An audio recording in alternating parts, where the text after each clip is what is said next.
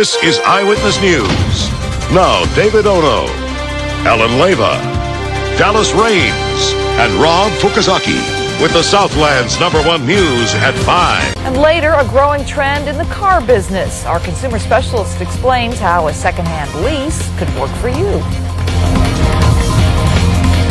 It has been a brutal few months for car manufacturers, declining sales, and it's just as difficult now for consumers who are having a tough time getting loans for the cars they need. Our consumer specialist, Rick Romero, says there may be a solution by getting a secondhand lease. Rick? Well, Michelle and Mark, secondhand leases can make a lot of sense, especially with some of the car manufacturers doing away with car leases altogether.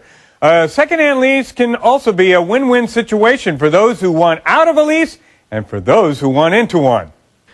Lisa Buyer doesn't like staying in one car for long, so she leases, but not through dealerships. She prefers very short terms and finds them through second-hand leases. It gives me the opportunity to switch cars more frequently than I would if I was going through a traditional lease. A second-hand lease is when you take over the lease from someone who no longer wants it. According to Philip Reed, Senior Consumer Advice Editor at Edmunds.com, the process is simple. You're basically dealing mainly with an individual with the help of one of these companies, which is facilitating the transfer from one person to another. Tight financing and an increase in the number of resale sites has put the second-hand leasing movement on the fast track.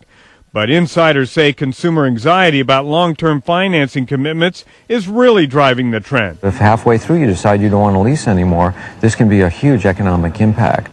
Reed says, be careful. If you plan to sell your lease, make sure your leasing company allows the transfer and that you won't be responsible for anything after it's complete. And if you're the one picking up the new lease, make sure that you're not picking up somebody else's poor deal. If you're buying a second-hand lease, make sure the car has been inspected for damage and you've got a vehicle history report, and that there are no turn-in charges at the end of your lease that you don't expect. This is set up nicely.